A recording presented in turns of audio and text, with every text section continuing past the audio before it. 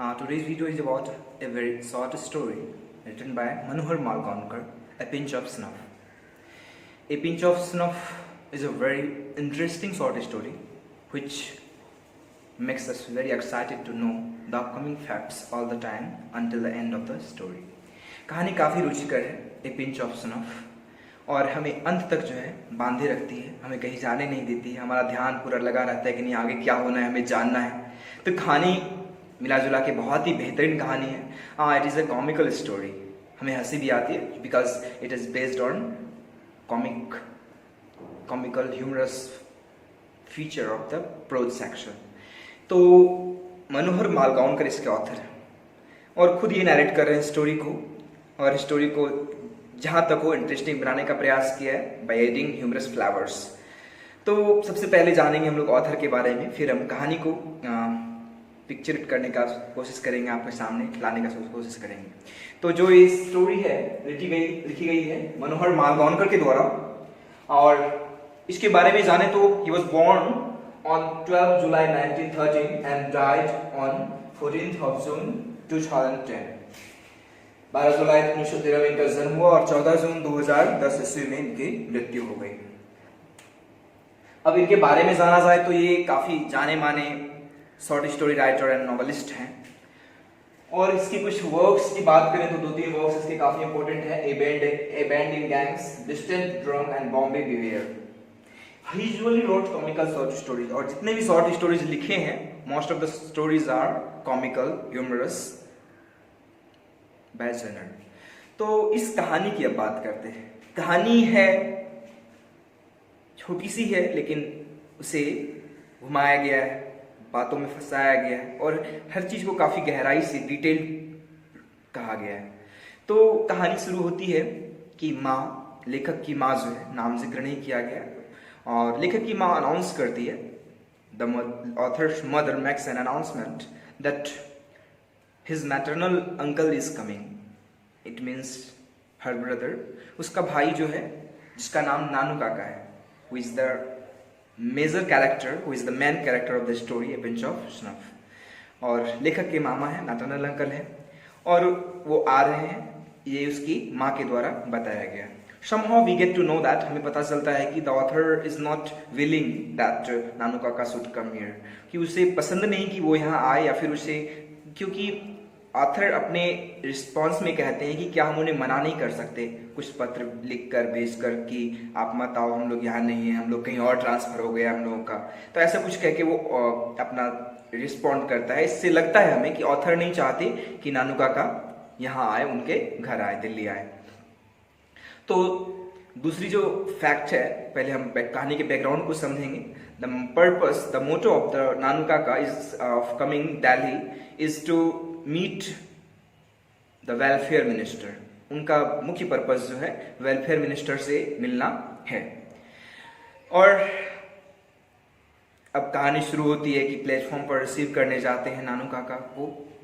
हमारे जो ऑथर हैं मनोहर मालगांवकर साहब, ये जाते हैं उन्हें रिसीव करने के लिए, और प्लेटफॉर्म पर जैसे ही इन करते हैं गाड़ी आती है, और गाड़ी में सेकंड क्लास डब्बे में एक गेट पर, दरवाजे पर खड़े हैं, और इसके व्यक्तित्व को काफी अच्छे से दिखाया है. और लेखक ने एक लंबा चौड़ा शरीर और लंबी लंबी मूछें, और इनका फिगर जो है काफी स्ट्राइकिंग, आकर्षक फिगर, मन को मोह लेने वाला. माथे पर एक पगड़ी, लाल कलर की सिल्क की पगड़ी, और कोट, घुटने तक का कोट एक पहना हुआ, गले में अंगोछा. और स्वाभाविक है, कितना आप इमेजिन कर सकते हैं, यू कैन इमेजिन. ठीक है. तो मेरी ड्राइंग अच्छी नहीं है तो मैं तो ड्राइंग बनाकर आपको बता देता, सो जरूरी नहीं है, लेकिन समझिए, आप ध्यान रखिए. तो जैसे ही इन करते हैं, उनसे मिलते हैं, तो he hands over him a basket. एक टोकरी थमा देते हैं इन्हें, लेखक को. कौन? नानू काका. और उस टोकरी में क्या था इन्हें पता नहीं, एंड ही सेज दैट, वे कहते हैं कि टेक इट आउट, इसे बाहर ले जाओ, and I will meet you, I will see you out of the station. हम स्टेशन के बाहर तुमसे मिलेंगे. तो इतनी बातें होती है. उसके बाद जो है वो कुछ नहीं कहता है, कुछ बोल भी नहीं पाता है, और टोकरी अपने बाजू में दबाता है, बाहर में दबाता है, कांख में, और चल पड़ता है बाहर की तरफ. किसी तरह बाहर निकलता है, एंड ही वेट्स आउटसाइड. बाहर वो इंतजार करता है इट हैज़ बिन 2 आवर्स, 2 घंटे बीत चुके हैं, बट नानू काका नहीं आए। 2 घंटे बाद जब एक अंतिम तांगा, आखिरी तांगा जाती है, वहां से गुजर जाती है, तो लेखक देखते हैं कि वो किसी टिकट कलेक्टर या टिकट इंस्पेक्टर के साथ जो है वो बाहर आ रहा है। कुछ तो समथिंग फिशी इज देयर, यहाँ कुछ है। और जैसे ही लेखक के पास आते हैं नानू काका, तो वो एक्सप्लेन करते हैं कि देयर वाज नो रूम, कोई जगह नहीं था, 3rd class boggy, 3rd class carriage, 3rd class carriage में जगह ना होने के कारण जो है हमें 2nd क्लास कैरेज में ट्रैवल करना पड़ा। और स्वाभाविक है, 2nd क्लास की टिकट स्टेशन पर नहीं मिलती है, उसका रिजर्वेशन करना होता है। शायद आप यदि कभी ट्रेन से सफ़र किए हों तो आपको पता हो कि हम लोग जो बैठकर सफ़र करते हैं, जो नॉन एसी जो डब्बा होता है जिसमें बैठ कर जाते हैं, वो आपका होता है 3rd क्लास। 3 श्रेणी होता है, 1st, 2nd and 3rd। First आपका स्लीपर बॉगी होता है जिसमें एसी भी रहता है, एयर कंडीशन रहता है। और जो दूसरा होता है वो जो रिजर्वेशन होता है, उसका टिकट आपको पहले से बुक करना होता है, लेकिन स्टेशन पर जो टिकट मिलती है वो 3rd क्लास कैरेज की मिलती है। तो यही कुछ ऐसा इनके साथ था। नानू काका ने 3rd क्लास कैरेज की टिकट ली थी और वो ट्रैवल कर रहे थे 2nd क्लास कैरेज में। So you can understand the situation, अधिकारी लोग पकड़ेंगे ही। और शायद दोनों में काफ़ी ज़्यादा, चूँकि ये इनके बारे में मैं और कुछ बताऊं तो he is a very clever person and you can also consider him as the most clever person on this earth who can do anything for his purpose. अपने उद्देश्य के लिए वो कुछ भी कर सकते हैं। And he is an expert of telling a lie. झूठ बोलने में काफी एक्सपर्ट है नानू काका। स्वाभाविक है, बड़ी बड़ी बातें करेंगे तो छोड़ ही देगा, कोई भी काम अपना निकल ही जाएगा, बच जाएंगे हम। तो ऐसा ही कुछ इनके साथ है। आते हैं तो एक्सप्लेनेशन देते हैं और चलते हैं, कार से निकलते हैं, आगे बढ़ते हैं। तो जैसे ही आगे बढ़ते हैं तो उससे पहले पूछते हैं लेखक से, नानू काका, कि क्या तुमने कोई अरेंजमेंट्स की है, that I am going to see the minister, मंत्री से मिलने वाला हूँ, तुमने कोई बात की है, कोई अपॉइंटमेंट ली है मेरी कि नहीं? तो वो कहते हैं कि I am an under secretary, the post of the author is to job, उसका जो काम है वो एक अंडर सेक्रेटरी का है, यानी सचिव, सेक्रेटरी जो होता है उसके नीचे का काम का है, अवर सचिव जो कहिए इसको। और ये कहानी है। तो ये कहते हैं कि I can't do anything for you, मैं आपकी कोई मदद नहीं कर सकता हूँ, you yourself have to do about it, आपको ही सोचना होगा इस बारे में। तो रास्ते से जैसे ही गुजर रहे थे सब कुछ स्मूथली चला और जो है घर पहुंचे। माँ दरवाजे पर डोर स्टेप पर इंतजार कर रही थी नानू काका का। सॉरी कि उसका भाई है, उसको काफ़ी, भाई अपना सबको प्यारा होता है कि नहीं? लेखक को भले ही नापसंद हो वो इंसान, बट माँ को काफ़ी ज़्यादा पसंद है, अपने घर के परिवार के आदमी हैं तो स्वाभाविक है पसंद होगा ही।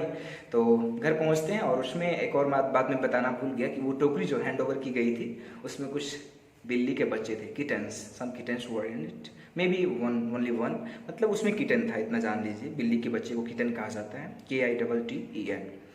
और जैसे ही घर पहुंचते हैं और ये किटन लाया गया है लेखक की माँ के लिए, जिन्हें काफ़ी ज़्यादा पसंद है बिल्ली के बच्चे। और अब कहानी आगे बढ़ती है। अगले दिन जाते हैं मिलने के लिए मिनिस्टर से, तो मिनिस्टर से मुलाकात नहीं हो पाती है, 2-3 घंटे बिताते हैं लेकिन चपरासी तक ही पहुंच पाते हैं और आखिरी में अपॉइंटमेंट मिलती है 2-3 दिन बाद की।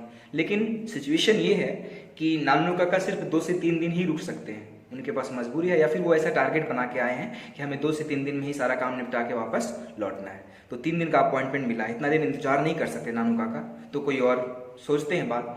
तो वहाँ से ऑफिस से जैसे ही मिनिस्ट्री से वापस जा रहे थे तो एक येलो कलर की कार में एक उसका दोस्त, लेखक का दोस्त, चैप जिसको प्यार से बोलता है, उसका नाम रतिराम है, वो हाथ हिलाते हुए वहाँ से गुजरता है येलो कलर की कार में। और देखकर पूछता है नानू काका कि वो कौन था। उसने कहा my friend works in the same ministry, same he department में काम करता है, मेरा दोस्त है। चैप उसका नाम याद रखिएगा, रतिराम, और चैप उसका नाम है। चैप प्यार से बोलता है, रतिराम उसका ऑफिशियल नेम है। और वो कहता है कि उसको कौन था, उसका इंट्रोडक्शन पूरा बताने में तो कहता है कि उसका पिताजी जो है पार्टी बॉस है, दिल्ली का पार्टी बॉस है, मतलब कोई बड़े पार्टी का अध्यक्ष है, कुछ भी है, अध्यक्ष किसी पद पर है किसी पार्टी में। और जब कहानी आगे बढ़ती है तो ये अब इसके मन में एक नुक्स आया कि नहीं, ये पार्टी के आदमी के बेटे का फ्रेंड है, इसका तो कुछ न कुछ काम बन सकता है। तो ये प्लान करते हैं कि हमें मिलना है उसके पिताजी से, जिनका नाम है सोहन लाल रतिराम या लाला सोहन लाल। अब उसके घर जाते हैं अगले दिन, सारा कुछ आइडिया ले लिए हैं कि कैसे उससे बात करना है। इनको इन्फॉर्मेशन मिली है लेखक से कि सोहनलाल रतिराम यानी रतिराम के जो पिता हैं वो चाहते हैं कि मेरा बेटा हजरत बरकत अली के ऑफिस में बेरत एक जगह है वहाँ काम करे एज ए ट्रेड कमिश्नर उनके पास, हजरत बरकत अली के पास। लेकिन ऐसा हो नहीं पाया, चाहते तो हैं, भेजा भी था, लेकिन बिना सिफारिश के आजकल कोई नौकरी नहीं लगती। उस समय की ऐसे जैसे मैंने कहा कि कहानी जो है ह्यूमरस वे में समाज के कड़वी सच्चाइयों को भी उजागर करती है जो हमारे समाज में होता है। और ऐसा नहीं हो पाया तो वो इच्छुक है, स्वाभाविक है, हर आदमी अपने बेटे को अच्छी पदवी पर देखना चाहता है।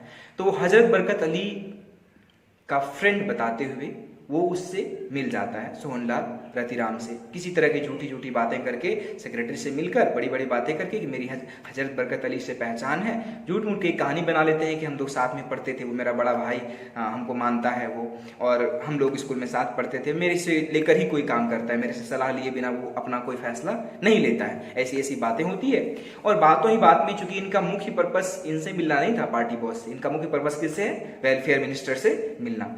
तो वेलफेयर मिनिस्टर से कैसे मिलेंगे, तो उसके लिए नुक्स चर्चा करते हैं वेलफेयर मिनिस्टर की, शायद कुछ इनका हो उसका रिलेशनशिप। तो वो कहते हैं क्या आपका वेलफेयर मिनिस्टर जो है आपका फ्रेंड है क्या, दोस्त है क्या?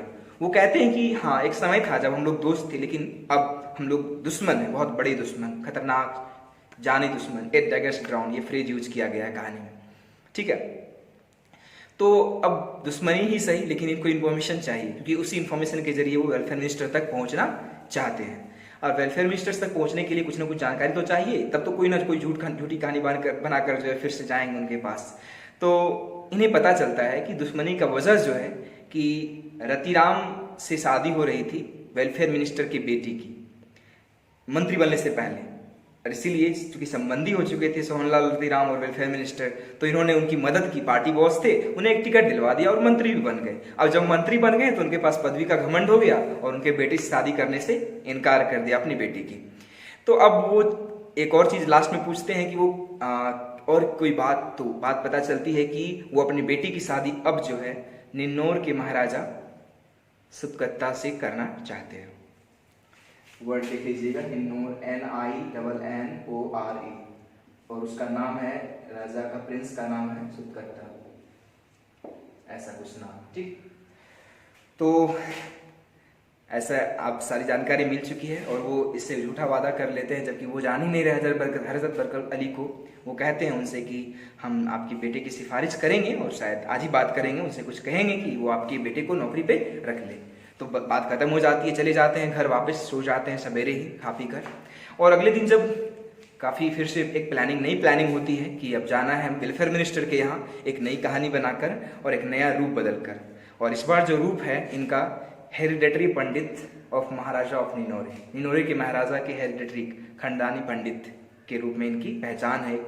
और अरेंजमेंट तो सब कुछ हो गया है, लेकिन एक कार की जरूरत है, क्योंकि अब दिखाना है कि किसी राजा के पुरोहित हैं, तो जरूरी है एक बड़ी सी कार होनी चाहिए, रॉयल कार होनी चाहिए। तो रॉयल कार इनके पास है नहीं, छोटी सी कार है। वो कहते हैं एक बड़ी कार की व्यवस्था करो, लेखक से कहते हैं। लेखक कहता है कि पास ही एक सिक्का ऑटो डीलर्स है, वहां पर मैंने एक बड़ी कार देखी है जो कि वो बेचना चाहती है। तो वो कहते हैं कि चलो काम हो गया और जो है हम लोग इसका अरेंजमेंट कर लेंगे। वो कहते हैं कैसे होगा ये? तो वो कहते हैं कि ये तुम मुझ पे छोड़ दो, और एक फिर नई प्लानिंग होती है। और साथ ही साथ जो है लेवियर्ड चॉफर, जो कि एक काफ़ी सुसज्जित ड्राइवर जो होता है, उसका रोल मिलता है लेखक को। बड़ी गाड़ी का अरेंजमेंट कैसे होता है थोड़ा सा जानते हैं उसके बारे में।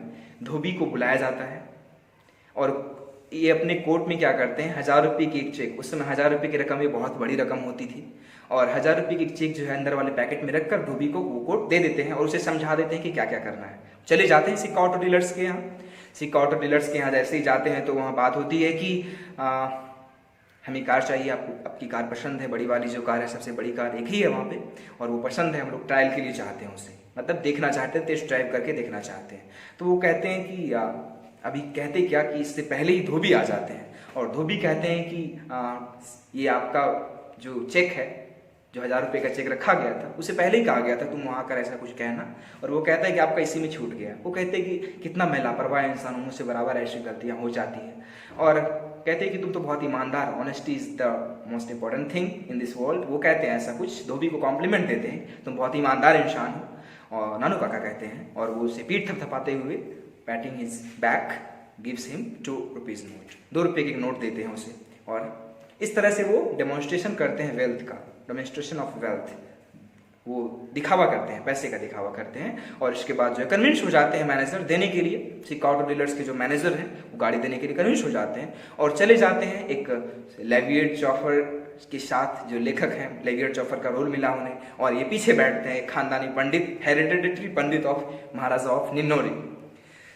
तो जैसे ही वहां जाते हैं तो चूंकि वहां रुक भी नहीं सकते ज्यादा, कार फिर लौटानी भी है वापस, तो एक नरेशन करते हैं, एक ऐसी कहानी बनाते हैं कि जल्दी से वापस लौट जाते हैं। जैसे ही वहां जाते हैं वेलफेयर मिनिस्टर के यहाँ विजिटर्स बुक मांगते हैं और उसमें अपना इंट्रोडक्शन लिखते हैं, अपना नाम और साथ में hereditary pandit of king of prince of Ninore, और ऐसा कुछ लिखकर वो चिल्लाते हुए लास्ट में जाते हुए क्या कहते हैं कि चलो हम लोग को जाना है, मुझे छोड़ दो, महाराजा सुकत्ता के यहाँ उन्हें मुझे हॉरोस्कोप्स लौटाने हैं। हॉरोस्कोप्स यानी कुंडलियां लौटानी है बहुत सारी लड़कियों की, यानी उसकी शादी लग रही है ऐसा दिखा रहे हैं, और वो कुंडलियां कलेक्ट कर रहे हैं सारी लड़कियों की हर जगह जगह जगह। तो क्या होता है कि एडमायरेशन में ऊपर जैसे ही जाने लगते हैं तो ऊपर वाली कमरे से, खिड़की से एक इंसान जो है खद्दर कलर का कपड़ा पहने वो देख रहा होता है, शायद वही जो है वेलफेयर मिनिस्टर था। तो बाद में जैसे ही पता चलता है ऐसी ऐसी बात है, तो जैसे ये लोग घर पहुंचे थे, चाय पी रहे थे कि इधर से गए वेलफेयर मिनिस्टर। तो देखिए, झूठ बोलना भी एक कला है, लेकिन आपको नहीं बोलना चाहिए। Telling a lie is not allowed, not good, हमें ऐसा करना भी नहीं चाहिए। लेकिन कहानी में कुछ ऐसा कैरेक्टर है नानू काका का, तो घर पे चले जाते हैं वेलफेयर मिनिस्टर, उनकी मुलाकात हो जाती है। He goes with folded hands that, जो बातें थी उनकी हो गई। और लेखक, अब वो चले गए हैं नानू काका, तो लेखक काफी डरे हुए भी हैं इस बात को लेकर कि क्या होगा जब ये सच्चाई जो है इन सबों को पता चलेगी, तो पार्टी बॉस को पता चलेगी, वेलफेयर मिनिस्टर को पता चलेगी कि जब दूर दूर तक नहीं जानते हैं किंग ऑफ निनोरे को, और ये ऐसा कुछ रोल करके गए हैं। तो लेकिन ये भी अब कन्विंस्ड हो गए, क्योंकि शुरू में उनकी माँ कहती थी कि तुम्हारे मामा जी सब संभाल लेंगे, तो इनको भी अब भरोसा हो गया कि मामा जी जो है मेरे सब कुछ संभाल लेंगे, कुछ भी सिचुएशन। और वो प्रे करते हैं कि मैं इन सबसे दूर रहूँ अगली बार जब भी कैसी ऐसी कोई सिचुएशन आए। So that was the story. I tried as short as, but it became too long. I hope it was helpful for you. Thanks for watching. I hope it helped you, and you may thumbs up. It inspires me.